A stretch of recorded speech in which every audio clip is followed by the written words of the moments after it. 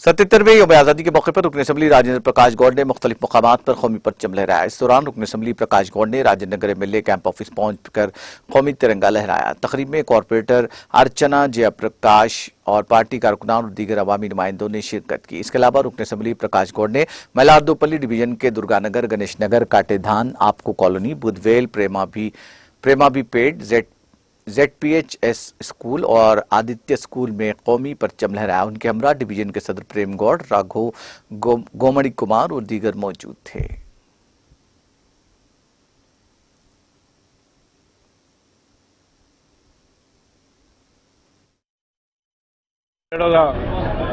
స్వాతంత్ర దిన సందర్భంగా తెలంగాణనే కాదు భారతదేశం అంతా కూడా ఈరోజు స్వాతంత్రం వచ్చిన రోజుని మన జెండా కార్యక్రమం ఎంతో ఆనందంగా జరుపుకుంటాం। తెలంగాణ వచ్చిన తర్వాత కూడా మనం అందరం చూస్తున్నాం, పోరాడి తెచ్చుకున్న తెలంగాణలో దేశాన్ని భారతదేశాన్ని విధంగా తెచ్చుకున్న ఆ విధంగానే మనం తెలంగాణ అంతా కూడా ఈరోజు డెవలప్ చేస్తూ ఎంతో ముందుకు పోతున్నాం। మన ముఖ్యమంత్రి గారు తెలంగాణ వ్యాప్తంగా అంతా కూడా మీరు చూస్తున్నారు, ఆనాడు ఎట్లుండే ఈనాడు ఎట్లుండే డెవలప్మెంట్ ఎంతో ముందుకు పోతున్నాం।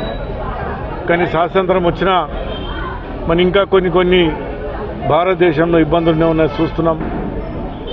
మన సైనికులందరూ కూడా మన దేశం గురించి ప్రాణాలు తెగించి కూడా నా దేశాన్ని నేను కాపాడుకోవాలని చూస్తుంటాం।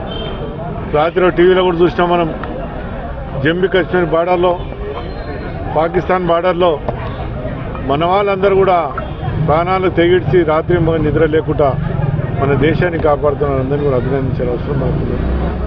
ఈనాడు కూడా మన ముఖ్యమంత్రి గారు పోరాడి తెచ్చుకున్న తెలంగాణలో ప్రజలందరితో సుఖ సంతోషంతో నుండి మన రాష్ట్రాన్ని ఏ విధంగా ముందుకు తీసుకోవాలని మీరు అందరూ కూడా చూస్తున్నారు। కానీ ఈరోజు మనమందరం ప్రజలందరూ కూడా ఎంతో సంతోషంతో ఉంటూ ఆ సంతోషం ఇప్పటికి ఉండాలని చెప్పి మన ముఖ్యమంత్రి గారు కోరుతుంటారు। ఇంకా మనం ముందు ఇంకా డెవలప్ చేసుకుని మనకు అవసరం కూడా మనకు చాలా ఉన్నది।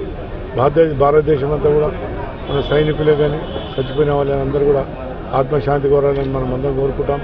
స్వాతంత్రం ఇచ్చి ఎంతోమంది త్యాగాలు చేసి ఈరోజు మన భారతదేశం మన ముందు పెట్టాం। మనమందరం కూడా దాన్ని కాపాడుకునే బాధ్యత మనలో ఉన్నది।